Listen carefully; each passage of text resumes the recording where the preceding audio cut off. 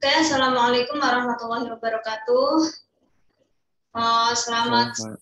semuanya. Um, Lanjut ya, ketemu kakak lagi ya, sosiologi. Sebelumnya kita mulai dulu dengan basmalah. Bismillahirrahmanirrahim.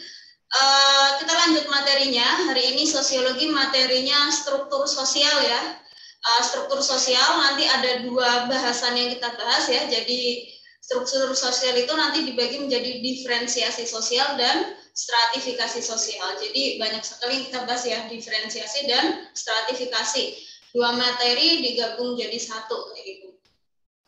Nah, kita ke pengertian struktur sosial dulu ya. Struktur sosial itu apa sih? Namanya struktur ya, berarti di situ adalah keseluruhan antara jaringan unsur-unsur sosial. Jadi keseluruhan unsur sosial, lembaga sosial, kelompok sosial, serta lapisan sosial. Pokoknya keseluruhan itu disebut keseluruhan unsur tadi, baik lembaga, kelompok, atau lapisan, itu disebut dengan struktur sosial. Nah, struktur sosial ini dibagi menjadi dua ya, diferensiasi. Nah, kalau diferensiasi itu struktur sosial yang kedudukan di masyarakat itu mereka kedudukannya sederajat atau sama, makanya disebut horizontal gitu ya. Sedangkan kalau stratifikasi kedudukannya nggak sama, jadi bertingkat ya, nggak sederajat, makanya disebut struktur yang bersifat vertikal atau stratifikasi. Oke ya, kita bahas yang pertama, diferensiasi sosial ya. Diferensiasi sosial itu sebuah struktur sosial di masyarakat, di mana di masyarakat itu kedudukannya sederajat atau horizontal, kayak gitu tuh ya. Oke, jadi diferensiasi sosial itu nanti dibagi menjadi dua subbagian lagi gitu ya.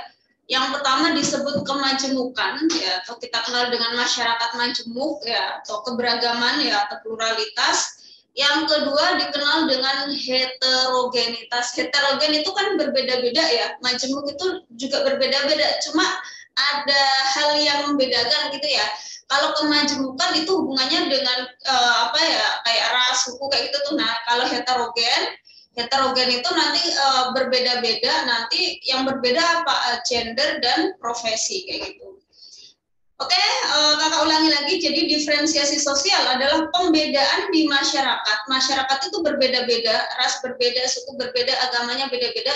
Cuma mereka punya kedudukan yang sama atau sederajat atau horizontal. Makanya kalau ada misalnya konflik antar suku, konflik antar agama, itu dikenal dengan konflik horizontal gitu ya. Nah, berarti diferensiasi sosial ini kan dibagi dua ya, kemajemukan dan heterogenitas, ada 6 poin. Berarti nanti kita bahas 6 poin ini, ras itu apa, suku itu apa, dan sebagainya gitu ya. Oke ya, jadi kita bahas yang pertama, ada ras ya.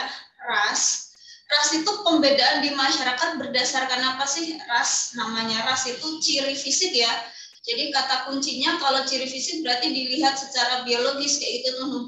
Nah, ciri fisik itu nanti bisa warna kulit ya, bisa bentuk rambut, bisa bentuk hidung ya, dan sebagainya ya. Nah, ini nih ciri fisik. Jadi ras yang pertama ya dilihat dari ciri fisik ya, yang kedua dilihat dari keturunan atau genealogis ya, keturunan atau genealogis. Nah, kalau yang jadi misalnya kayak gini nih ya, ras kulit, misalnya ras kulit kuning ya, atau ras mongoloid, berarti asal usulnya ya dari orang-orang yang berkulit kuning atau keturunan orang kulit kuning kayak gitu ya. Keturunan atau istilah lainnya gen ya, genealogis ya, istilah kerennya itu genealogis. Jadi ras, kakak ulangi ya, itu pembedaan di masyarakat berdasarkan ciri fisik dan kesamaan keturunan kayak gitu. Nah, ciri fisik sendiri itu nanti dibagi menjadi dua ya, fenotip dan genotip ya. Kalau fenotip itu ciri fisik yang kelihatan ya, tampak. Kalau genotip, gen itu kan berarti nggak kelihatan kan di dalam tubuh ya. Genotip itu berarti ciri yang tidak tampak kayak gitu. Nah, kalau yang tampak apa kak? Yang fenotip contohnya ya. Kayak warna kulit kan kita bisa lihat ya, dia warna kulitnya hitam atau putih atau kuning kayak gitu. Bentuk mata ya, matanya warnanya hitam atau biru atau warnanya abu-abu kayak gitu. Bentuk hidung, warna rambut ya itu fenotip. Nah, yang nggak kelihatan atau genotip ya itu contohnya golongan darah. Golongan darah kan nggak bisa dilihat ya sama DNA. Oke, nah kita bahas ras ya. Ras di dunia itu nanti dibagi menjadi 5 ras besar. Yang pertama ras berkulit putih atau Kaukasoid. Ada putih berarti kan ada hitam nih ya, ada putih pasti ada hitam ya. Kebalikannya Kaukasoid, Negroid. Nah yang tengah-tengah berkulit kuning itu Mongoloid itu ya. Nanti ada ras Australoid ya dan ras khusus. Nah kita ke yang ras Kaukasoid atau yang berkulit putih yaitu nanti dibagi lagi nih, ada cabangnya lagi. Yang pertama ada Nordik ya. Nordik itu kayak negara Eropa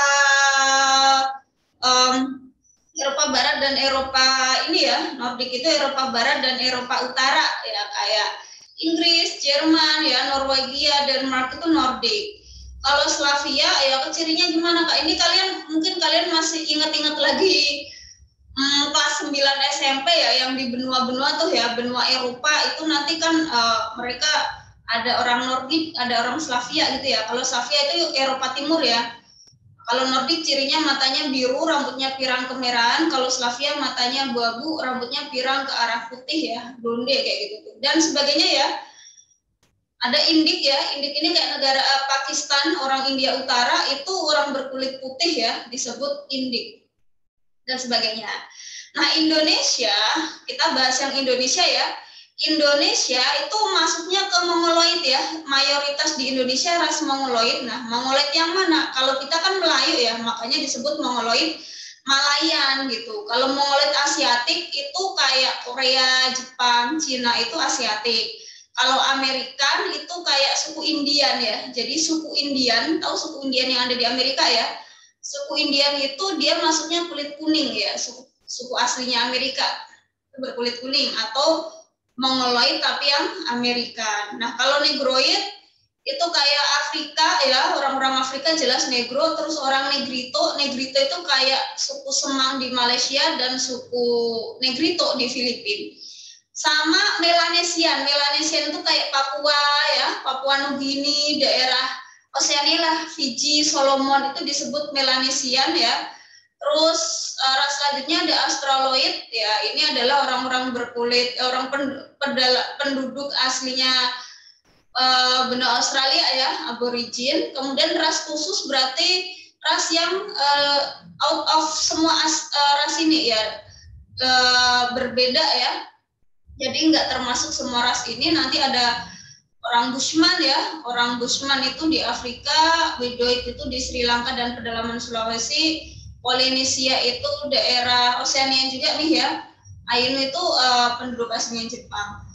Intinya ras ya, itu dibagi seperti ini ya menurut A.L. Kober. Nah Indonesia itu masuknya ke Mongoloid yang Malayan dan Negroid yang Melanesian. Jadi Papua itu disebut orang-orang Melanesia.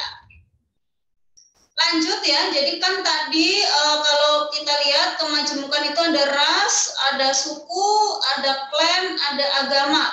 Sedangkan kalau heterogenitas ada gender dan profesi gitu ya. Ras sudah kita bahas selanjutnya suku ya. Jadi ras itu termasuk ke diferensiasi gitu ya. Jadi orang kulit hitam maupun orang kulit putih kedudukannya sama gitu. Sama, suku juga seperti itu. Suku itu kedudukannya sama gitu ya. Suku misalnya Papua sama suku Batak ya sama kedudukannya. Nah kita ke suku ya.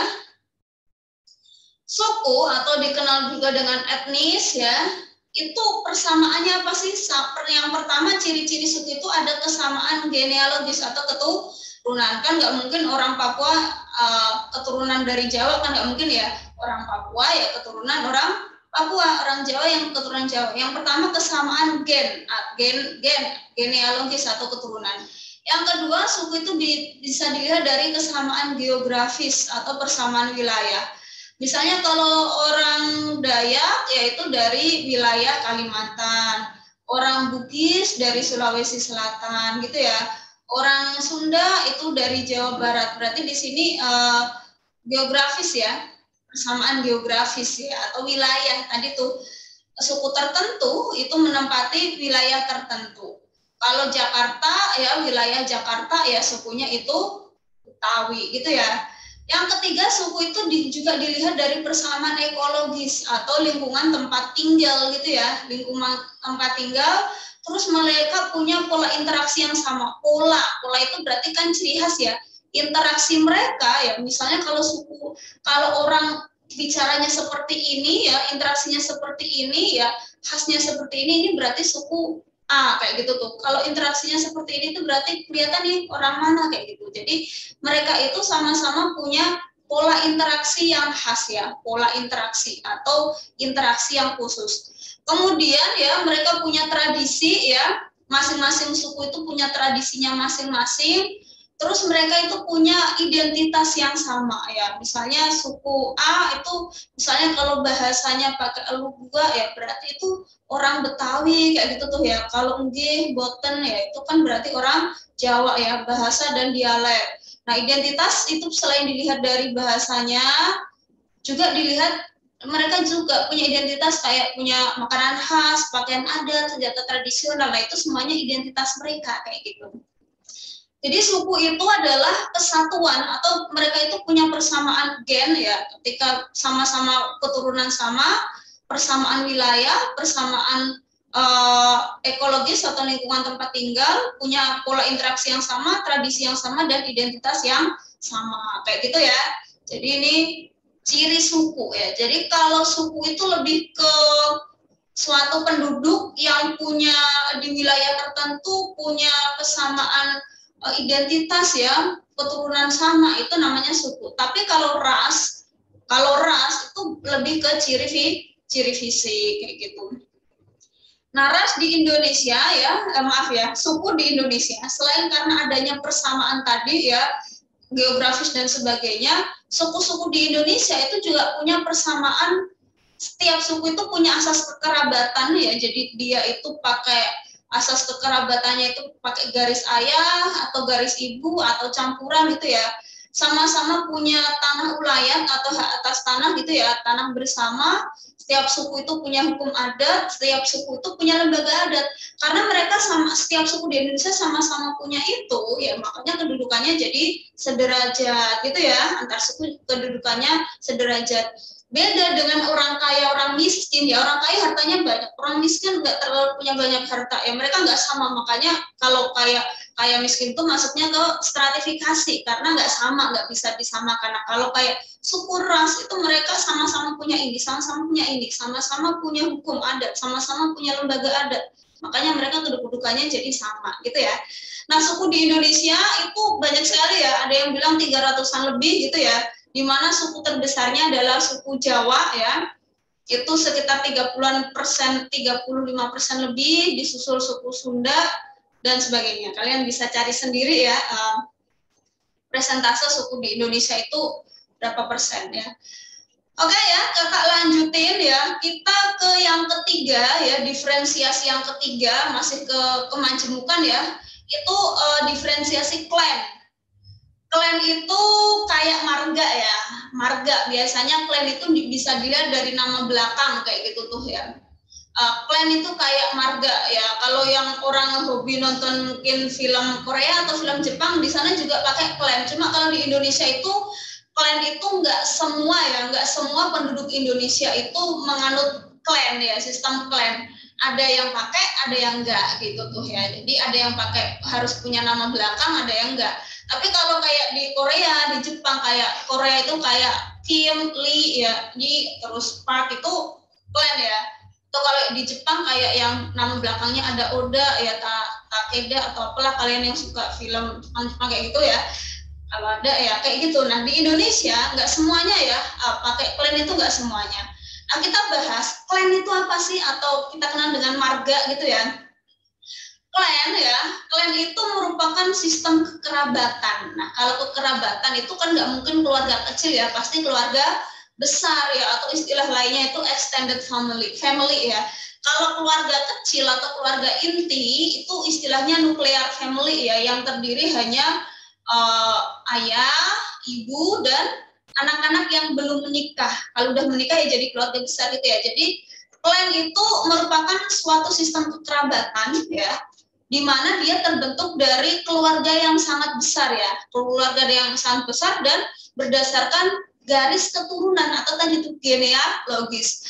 Misalnya Marga Nasution ya berarti asal-asalnya dia keturunan dari induknya ya dulu Nasution kayak gitu tuh.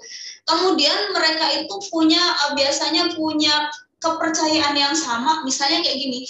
Kalau di Batak yang pakai Marga Nasution, Siregar itu biasanya Muslim gitu ya.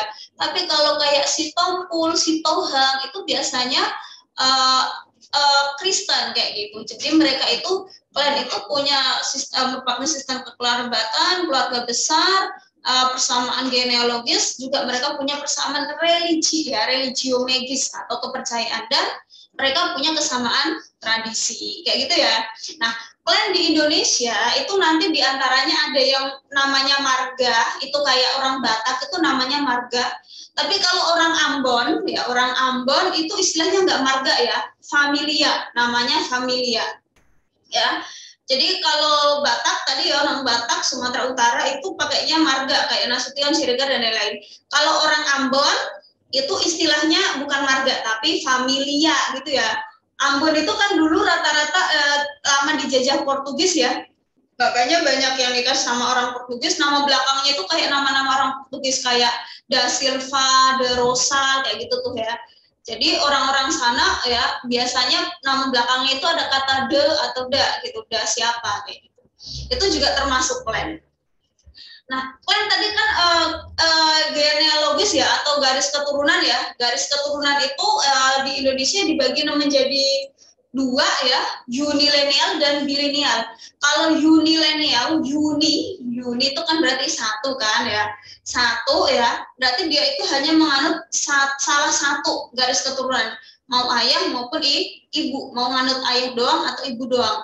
Tapi kalau menganut dua-duanya itu disebut bilineal ya, bilineal atau menganut atau campuran. Nah, kita ke garis keturunan yang unilineal atau menganut salah satu, ada yang menganut garis keturunan ayah atau patri ya, patrilineal kayak orang Batak, orang Ambon tadi tuh ya, yang marga sama familia itu pakainya garis ayah gitu ya. Tapi kalau yang pakainya garis ibu atau matrilineal itu contohnya orang Minang ya.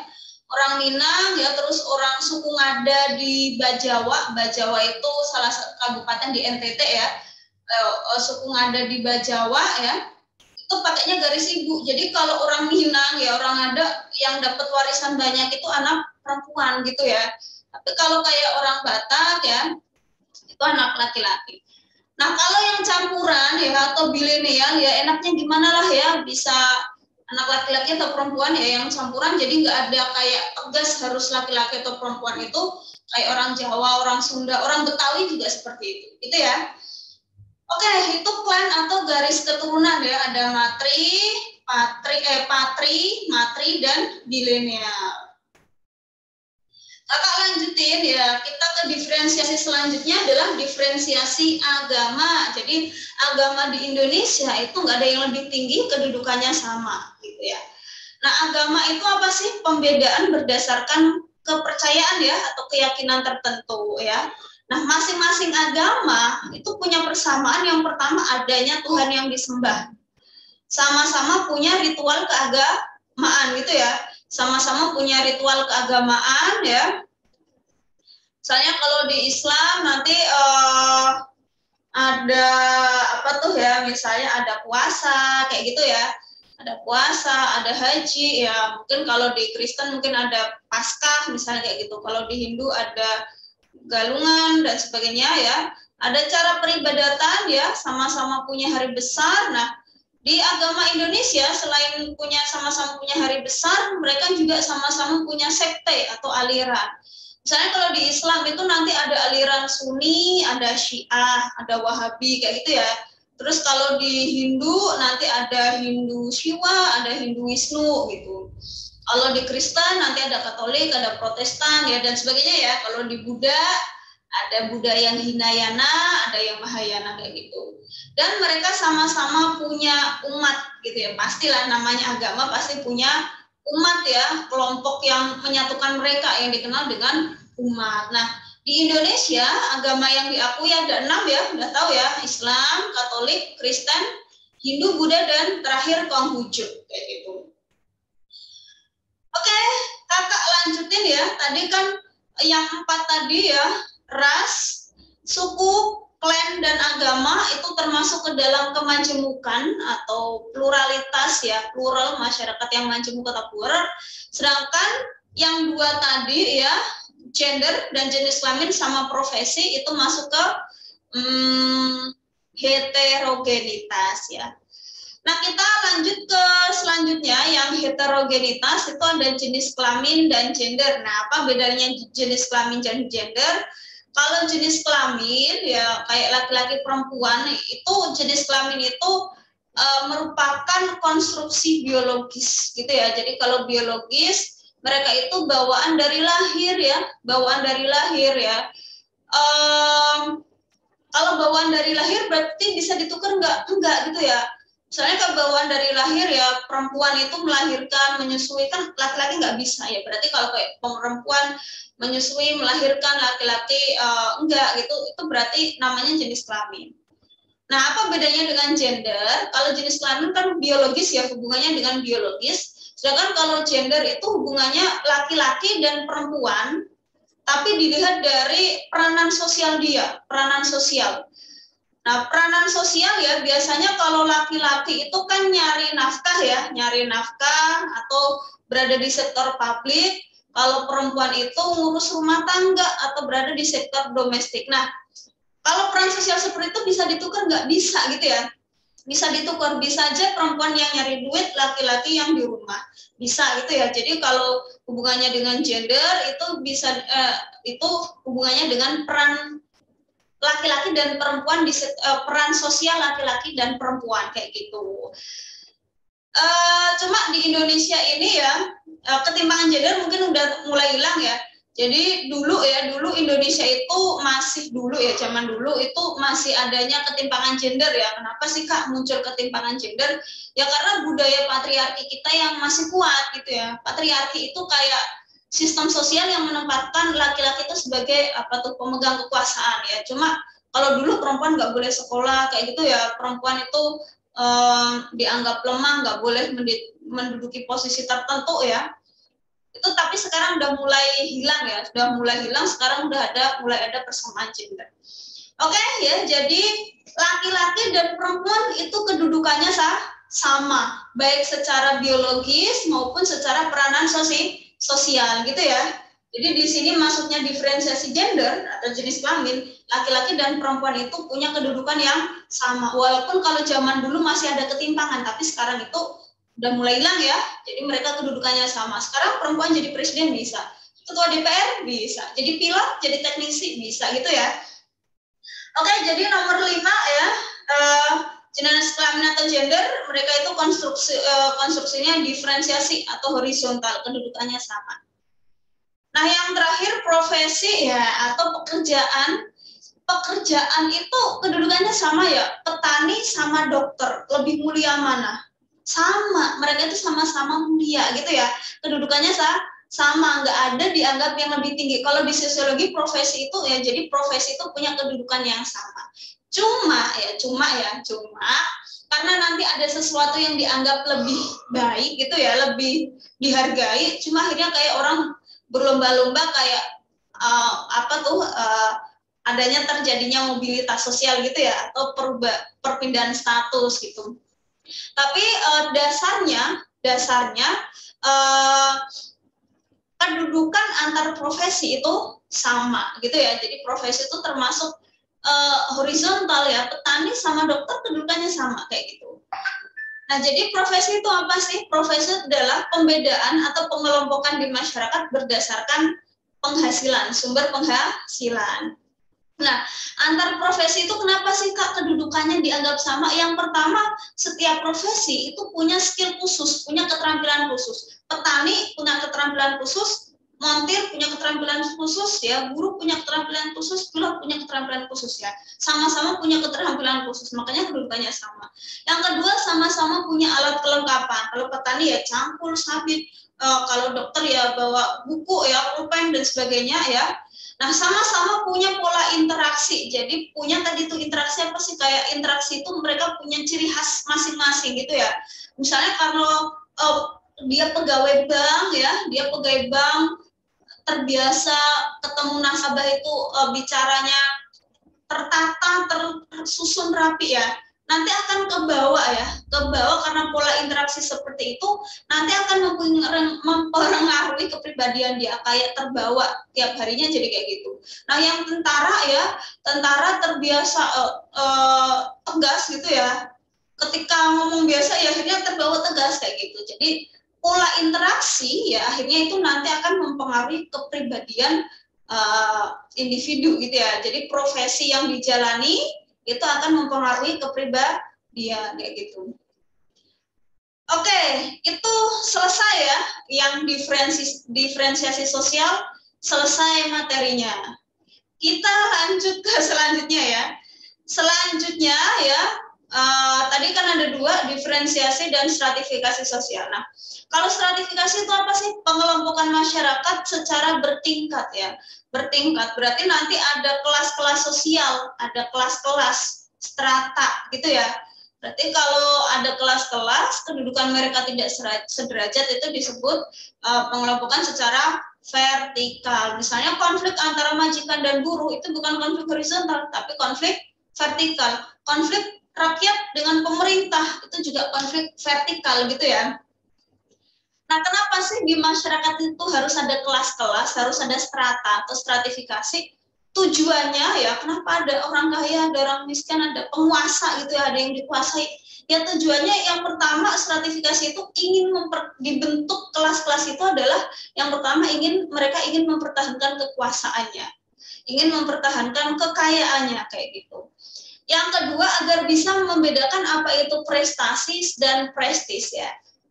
Prestasi ya, prestasi tahu ya, prestasi itu berarti sesuatu yang kalian peroleh dengan perjuangan kayak gitu ya, prestasi. Kalau prestis itu lebih ke kehormatan ya. Jadi prestis itu kehormatan. Kalian mendapatkan kehormatan tapi dengan cara perjuangan ya.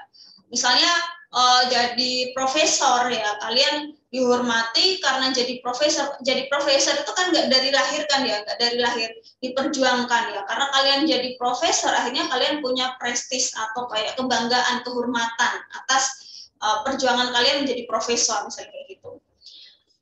Oke, jadi kalau prestis itu kayak sebuah kehormatan tapi dengan jalan perjuangan ya. Tapi kalau kehormatan yang diperoleh dari lahir itu namanya privilege kayak gitu.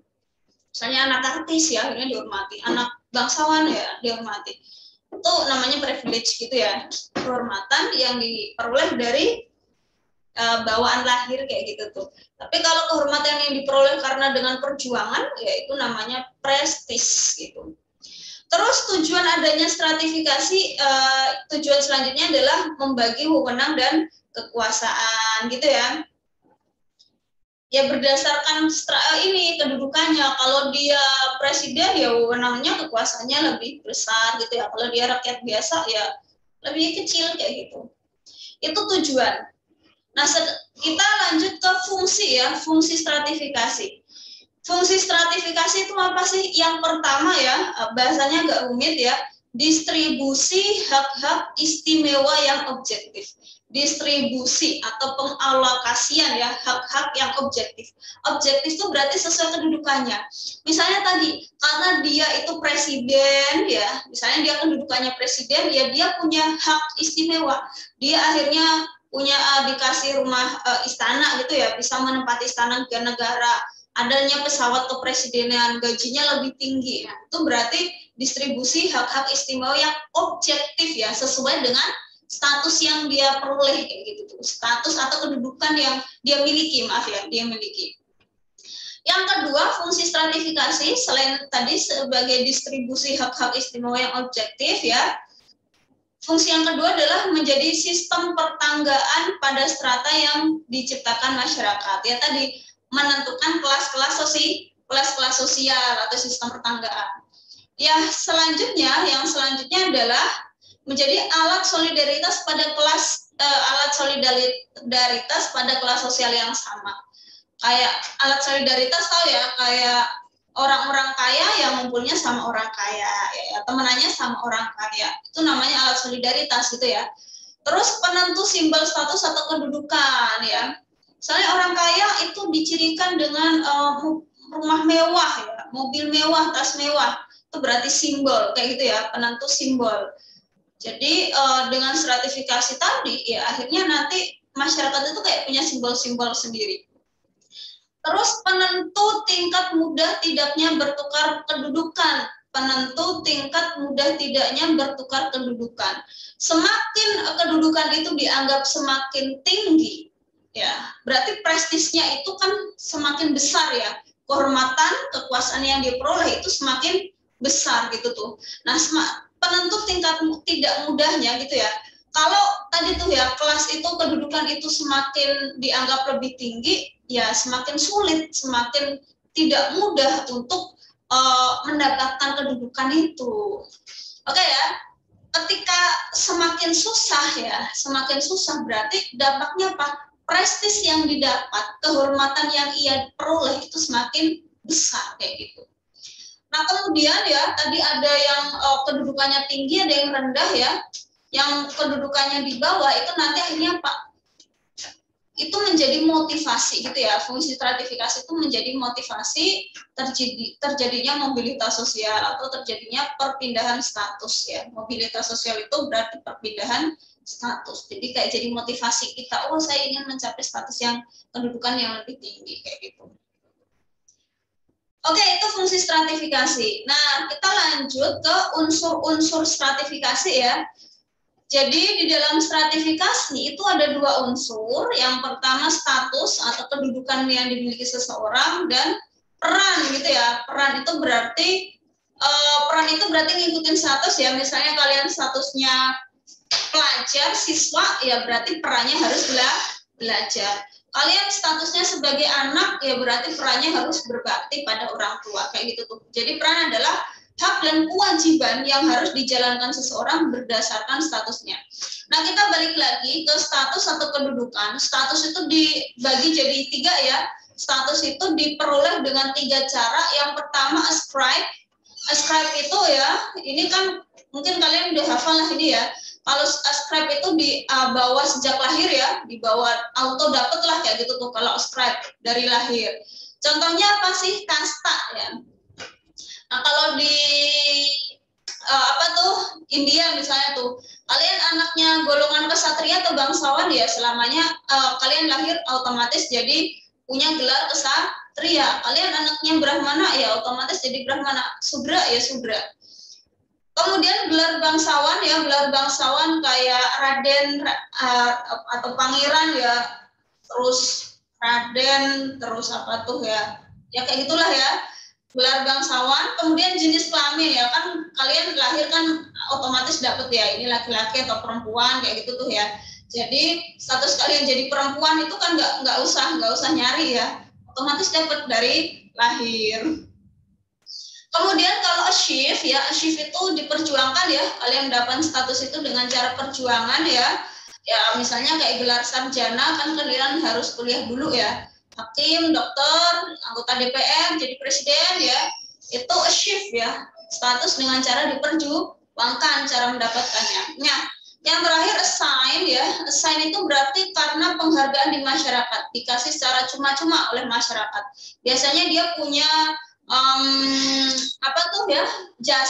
jasa tertentu bagi masyarakat, artinya masyarakat itu kayak ngasih gelar tertentu. Contohnya Pak pahlawan ya, gelar pahlawan itu sign. Ulama, kemudian ada istilah doktor honoris causa HC. Jadi dia nggak usah kuliah sampai S3 ya, tapi dia oleh sebuah kampus itu dikasih gelar doktor. Biasanya orang itu tadi tuh punya peran yang penting di masyarakat. Karena punya peran penting, akhirnya kampus ya atau universitas itu memberikan anugerah kepada orang tersebut dengan gelar doktor ya. Doktor, tapi doktor ada tanda kurungnya ya, doktor honoris causa atau HC. Jadi doktor honoris causa itu masuknya ke assign ya atau status yang diberikan berdasar penghargaan dari masyarakat. Kayak gitu. Oke ya. Itu unsur stratifikasi ada status dan peran. Status diperoleh dengan 3 cara, ascribe, achieve, dan assign. Kayak gitu. Kakak lanjutin lagi ya. Dasar terbentuknya stratifikasi itu nanti bisa berdasarkan kekayaan gitu ya. Dasar stratifikasi itu bisa berdasarkan kekayaan ya. Nanti berarti kalau kekayaan itu berarti kan ekonomi ya hubungannya ya, orang yang paling kaya ya konglomerat ya, terus rakyat jelata ya. Atau orang kelas atas, kelas menengah, kelas bawah itu juga masuk berdasarkan kekayaan. Atau kalau zaman dulu masyarakat feodal ya, masyarakat zaman dulu itu kan berarti di kekayaan itu nanti kan bisa dilihat dari kayak kepemilikan tanah ya, ada yang pemilik tanah, petani penggarap, sama kalau petani penggarap itu dia masih bisa nyewa tanah, ada yang menjadi buruh tani ya, itu berarti kekayaan. Jadi kalau kekayaan itu bisa dilihat masyarakat tradisional zaman dulu atau masyarakat feodal itu berarti berdasarkan kepemilikan tanah. Kalau masyarakat modern atau masyarakat industri zaman sekarang itu nanti ada kelas apa tuh tadi, kelas atas, kelas menengah, kelas bawah gitu ya. Oke kayak gitu. Nah yang kedua adanya berdasarkan kekuasaan ya. Kalau kekuasaan kalau zaman dulu ya, kalau zaman dulu ya berarti ada raja gitu ya. Kemudian ada bangsawan, ada priai, ada rakyat jelata kayak gitu. Nah kalau sekarang ya ada presiden ya, ada gubernur, ada sampai ke rakyat kayak gitu. Nah, kemudian berdasarkan kehormatan, jadi kekuasaan sama kehormatan ini sebenarnya 11-12 ya. Kehormatan ini berarti dia yang paling dihormati di masyarakat ya, dihormati ya. Misalnya yang di masyarakat yang dihormati tadi apa tuh? Misalnya kayak kasta ya. Kasta itu juga berdasarkan kehormatan di masyarakat ya. Kayak kasta Brahmana, Ksatria, Waisya, Sudra, ya itu berdasarkan kehormatan. Kemudian kalau ilmu pengetahuan atau pendidikan ya tadi ya ada yang S1, S2, S3 kayak gitu tuh. Ada yang lulusan SMA, SD, SMP kayak gitu tuh berarti berdasarkan pengetahuan atau pendidikan. Jadi dasar stratifikasi ada 4, berdasarkan kekayaan ya, duitnya banyak atau enggak gitu ya. Berarti kalau kekayaan bisa dilihat dari apa Kak? Bisa dilihat dari misalnya rumah yang dimiliki ya, gaya hidupnya itu kekayaan. Kekuasaan berarti berdasarkan wewenang yang dimiliki dan sebagainya. Oke, kakak lanjutin ya. Dasar stratifikasi udah. Kita ke terakhir sifat stratifikasi ya. Jadi stratifikasi itu terbagi menjadi tertutup, terbuka, campuran ya. Kalau tertutup ya, ini ada gambarnya ya. Kalau tertutup itu berarti ini kan garisnya kayak tertutup gini ya. Berarti kalau tertutup berarti kelas atas ya temenannya sama kelas atas doang. Orang kayak kasta ya, yang tertutup itu contohnya kasta. Kalau dia anaknya ini kaum Sudra ya. Sudra itu kan kelas bawah ya. Ya selamanya dia akan jadi Sudra gitu ya. Kemungkinan itu kecil sekali. Sudra nikah sama Waisya itu kecil sekali, atau Sudra nikah sama Ksatria itu kecil sekali gitu. Jadi muternya di sini mereka ketemuannya ngumpulnya ya sama sesama kelompoknya aja kayak gitu. Nikahnya ya sesama kelompoknya aja ya udah.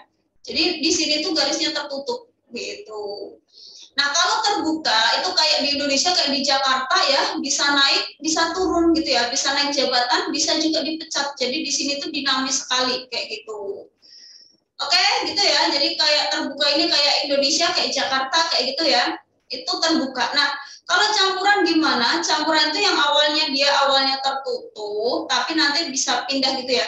Misalnya kayak orang India ya, di India itu dia kastanya Brahmana, kasta tertinggi ya. Di negara India kastanya tertinggi. Wah, di sana dia sangat dihormati sekali karena kastanya tinggi. Terus dia pindah ke Indonesia yang terbuka, ke negara yang terbuka. Dan kita nggak tahu di sana dia Brahmana atau enggak. Di sini mah kita sama aja gitu ya. Cara memperlakukannya sama aja. Emang kita tahu dia anaknya bangsawan kan enggak, anaknya Brahmana atau anaknya bangsawan kan enggak ya. Jadi kalau campuran itu yang biasanya dari stratifikasi yang tertutup ke terbuka atau sebaliknya.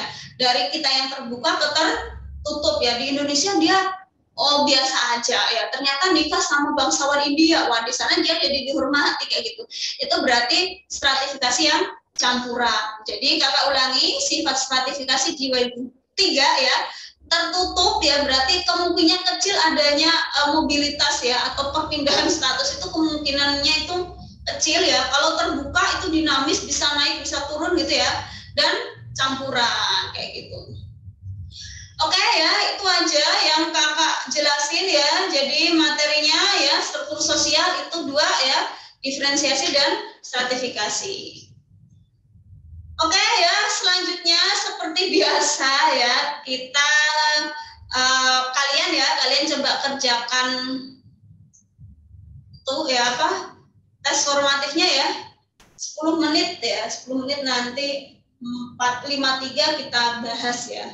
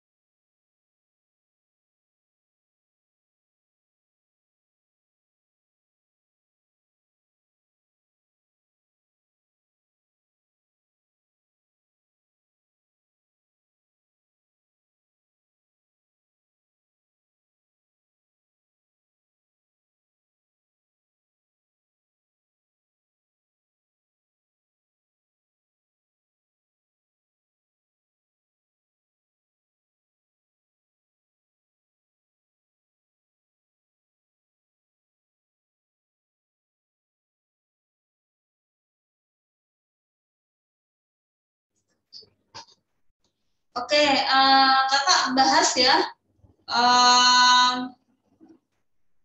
Kalian silakan lihat soal kalian masing-masing ya. Kakak pakai ini aja nih.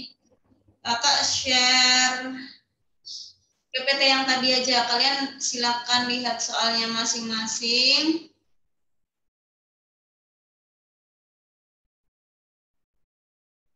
Oke, kita bahas ke soal nomor 1 ya. Soal nomor 1, silakan dilihat lagi soalnya. Ini dia.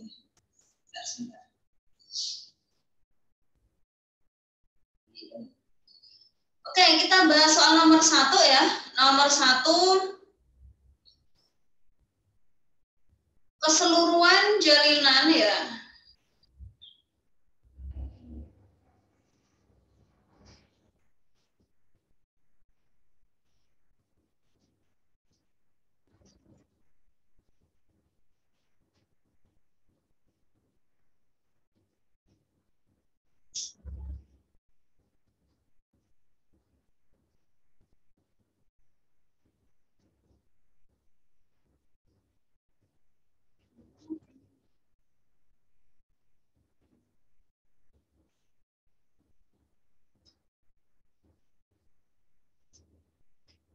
Oke ya, nomor 1, keseluruhan jalinan ya, antara unsur-unsur sosial yang pokok berupa kaidah dan sebagainya.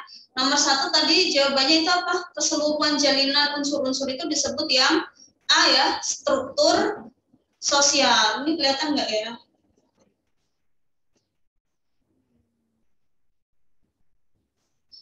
Sebentar.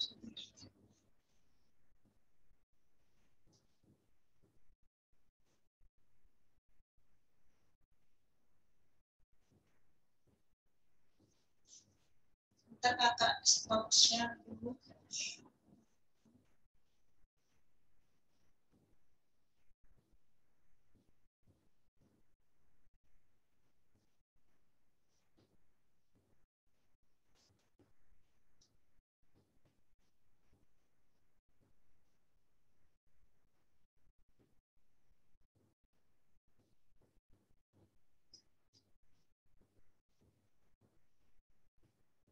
Oke, ini ya yang lebih gede ya, kalian bisa lihat di layar ya. Nomor 1 itu jawabannya yang A ya, struktur sosial ya. Jadi nomor 1 jawabannya A, karena keseluruhan jalinan unsur-unsur itu namanya struktur sosial kayak gitu. Nah, kita ke soal yang kedua ya, perbedaan peranan ya, peran laki-laki dan perempuan yang dikonstruksi secara sosial ya. Secara sosial ini berarti kan peran sosial yang bisa ditukar itu disebut dengan gender ya. Jadi nomor 2 itu jawabannya yang C, gender. Oke, kayak gitu ya. Emansipasi ya, kalau itu kan lebih ke kesetaraan ya. Oke, nomor 2 jawabannya C ya. Nomor 2 C, gender. Kakak lanjut ke nomor 3 ya. Suku bangsa, suku atau etnis itu merupakan masyarakat yang memiliki corak kebudayaan khas. Punya corak kebudayaan khas. Salah satunya adalah logat bahasa atau dialek. Jadi masyarakat tertentu itu punya logat tertentu. Hal ini disebabkan oleh adanya kesatuan sosial yang didasarkan pada apa? Kalau corak kebudayaan khas, contohnya bahasa atau dialek. Nah, A sampai E itu merupakan semuanya itu ciri suku gitu ya, ciri suku. Batas wilayah tertentu atau geografis. Identitas. Nah, kalau tadi ada bahasa atau dialek itu berarti kan corak budaya yang khas ya, berarti suku itu ya punya kesatuan identitas gitu ya. Nomor 3 itu jawabannya yang B ya. Jadi bahasa itu merupakan identitas dari sebuah suku. Nomor 3 jawabannya B ya, bebek ya. Kakak lanjut ke nomor 4 ya. Nomor 3 jawabannya B. Kita ke nomor 4. Berikut ini yang tidak termasuk dalam diferensiasi sosial yang didasarkan pada etnis atau suku. Mana nih yang bukan suku? Batak itu suku ya. Baduy itu juga suku ya. Suku Sampit itu suku atau wilayah? Sampit itu wilayah ya, bukan suku. Jadi wilayah Sampit salah satu wilayah di Kalimantan. Kalau Sampit itu wilayahnya, sukunya ya suku Dayak ya, Dayak Sampit namanya. Kalau Minahasa ini suku di Minahasa itu berarti Manado ya, Sulawesi Utara. Waropen itu salah satu nama suku di Papua ya, di Provinsi Papua. Jadi yang bukan suku adalah Sampit, karena Sampit itu nama wilayah, bukan nama suku. Nah, sukunya apa Kak? Kalau di Sampit sukunya ya Batak, Batak Dayak gitu ya. Nomor 4 jawabannya yang C, 4C. Kakak lanjut ke soal nomor 5 ya. Diferensiasi profesi ya, berkaitan dengan keterampilan atau skill khusus. Dan sampai sini benar ya, dan tidak berpengaruh pada perilaku masyarakat. Tadi profesi mempengaruhi kepribadian, iya gitu ya, mempengaruhi perilaku. Makanya pernyataan yang atas ini jadi salah, karena di sini tidak berpengaruh pada perilaku. Berarti pernyataan yang atas itu salah ya. Nah, kita lihat pernyataan yang kedua. Perilaku tentara berbeda dengan guru. Begitu juga dengan alat kelengkapan yang dimiliki keduanya. Betul ya? Perilaku tentara itu beda, alat kelengkapannya itu juga beda. Jadi pernyataan yang atas salah, yang bawah benar, salah, dibenerin dosa. Jadi nomor 5 jawabannya yang D ya, domba. Kita ke soal nomor 6 ya. Nomor 6, menurut Max Weber, seseorang dengan status yang sosial yang lebih tinggi akan lebih mudah, lebih memiliki peluang dan kesempatan. Nah, peluang dan kesempatan dibandingkan dengan yang berstatus sosial rendah. Jadi orang yang misalnya punya kekayaan lebih banyak, dia punya peluang lebih besar. Pendapat Weber itu berkaitan dengan konsep ya, namanya adanya peluang itu dikenal dengan life change gitu ya. Jadi nomor 6 jawabannya yang C, life change.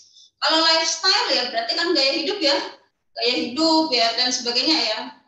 Maka nomor 6 jawabannya C, life change ya. Kesempatan seseorang yaitu bisa didasarkan pada status dia gitu tuh. Statusnya semakin tinggi, kesempatannya semakin besar, itu disebut life change. Nomor 6 jawabannya C ya, nomor 6 C. Kita lanjut ke soal nomor 7 ya. Tadi tujuan pelapisan sosial. Pelapisan itu kata lain, nama lain dari apa? Stratifikasi. Jadi stratifikasi sosial atau pelapisan sosial yang dibentuk secara sengaja bertujuan untuk apa? Tujuannya mempertahankan kekayaan, betul ya? 1 betul, otomatis 3 benar. Membagi wewenang dan kekuasaan. 2 juga betul, membedakan antara prestasi dengan prestis gitu ya. Prestis kan kehormatan yang diperoleh dengan perjuangan. 1, 2, 3 betul. Mempertahankan kekerabatan. Kalau kekerabatan itu tadi kan klan ya. Klan itu maksudnya ke diferensiasi atau stratifikasi. Kalau klan itu maksudnya ke diferensiasi. Makanya salah karena kekerabatan ini bukan pelapisan gitu ya. Jadi poin 4 itu salah. Yang benar hanya poin 1, 2, 3. 1, 2, 3 itu jawabannya yang A ya. Nomor 7A. Jadi kalau kekerabatan atau klan itu masuknya ke diferensiasi, bukan stratifikasi. 7 jawabannya A. Kita lanjut ke soal nomor 8 ya. Seorang manajer perusahaan, karena dia manajer ya, punya wewenang untuk memutuskan kebijakan perusahaan. Dia dapat tunjangan jabatan, bahkan dapat kendaraan dinas. Contoh tersebut merupakan bagian dari fungsi stratifikasi. Tadi fungsi stratifikasi A sampai E itu betul semua ya. Tapi kalau berhubungan dengan soal, itu jawabannya yang A, distribusi hak istimewa yang objektif. Kalau dia manajer, dia punya hak-hak istimewa apa aja? Dia punya wewenang yang besar, bisa menentukan kebijakan, dia punya tunjangan jabatan, dia punya kendaraan dinas. Ini berarti objektif, sesuai dengan statusnya atau kedudukannya. Jadi nomor 8 jawabannya yang A gitu ya, nomor 8A. Kita lanjut ke soal nomor 9 ya. Adanya peran dan status sosial dalam masyarakat menimbulkan perbedaan perlakuan.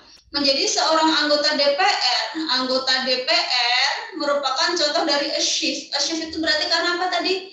Perjuangan. Jadi achieve itu adalah status yang diperjuangkan. Jadi nomor 9 Menjadi anggota DPR merupakan contoh dari achieve status karena statusnya diperjuangkan. Kan nggak mungkin dari lahir tiba-tiba jadi DPR, kan nggak ya, karena dia kampanye yang ngeluarin banyak dana, berarti jawabannya yang A. Kalau diberikan cuma-cuma tadi apa, assign gitu ya, karena kehormatan di masyarakat, misalnya kayak tadi tuh ya, pahlawan, ulama itu assign ya, hadiah dari presiden juga assign, tanda jasa pahlawan assign. Kalau yang dibawa sejak lahir tadi apa namanya, ascribe gitu ya. Nah, kalau di sini achieve itu berarti diperjuangkan. Nomor 9 jawabannya A. Kita terakhir nomor 10 ya. Salah satu imbalan dari status sosial yang tinggi adalah adanya pengakuan dari orang lain ya. Jika seseorang sering bepergian ke luar negeri, punya supercar, punya jet pribadi, terus dia tinggal di kawasan elit, maka dapat dikatakan ia termasuk golongan kelas atas ya. Punya supercar, punya jet ya, tinggalnya di kawasan elit. Gaya hidup dan kepemilikan barang tersebut merupakan apanya status ya, karena dia kedudukan ini, orang itu kan ditandai dengan hal-hal ini ya, berarti kalau ditandai berarti itu merupakan simbol gitu ya. Orang kaya disimbolkan dengan ini nih, tinggalnya di kawasan elit, berarti nomor 10 jawabannya yang A, simbol status. Kalau konflik status apa sih Kak? Kalau konflik status, kalian itu bingung menentukan status kalian. Jadi kalian belum punya status tapi kalian bingung. Misalnya kalian lulus sekolah, lulus SMA, mau kuliah atau mau kerja, mau jadi mahasiswa atau mau jadi karyawan, misalnya kayak gitu tuh ya. Mau jadi wira swasta, wirausaha, maaf ya, wirausaha. Kalian bingung menentukan itu, menentukan status yang akan kalian pilih, itu namanya konflik status gitu ya. Kalau konflik peran itu berarti kalian punya peran ganda yang dijalankan secara bersamaan, peran ganda. Jadi misalnya dia seorang tentara, seorang polisi atau apa tuh polisi, atau tapi dia seorang ayah gitu ya, ayah sekaligus jadi polisi. Berarti peran dia kan double ya. Nah anaknya ikut tawuran, wah mau ditangkap atau enggak, mau ditangkap anak saya, tapi saya kok polisi ya. Jadi itu namanya konflik peran gitu ya, ketika dua peran dijalankan secara bersamaan. Kalau status sosial berarti tadi kan kedudukan ya, status itu kedudukan seseorang di masyarakat. Kalau peran itu hak dan kewajiban seseorang mengikuti statusnya, itu peran. Jadi nomor 10 jawabannya yang A ya, simbol status. Oke, gitu aja ya. Nanti insya Allah di-share PPT-nya ya. Kalian silakan buat belajar untuk persiapan ANBK dan sebagainya, atau persiapan ke PTN ya. Kakak akhiri, semoga bermanfaat ya. Kurang lebihnya mohon maaf. Wassalamualaikum warahmatullahi wabarakatuh. Waalaikumsalam. Makasih Kak.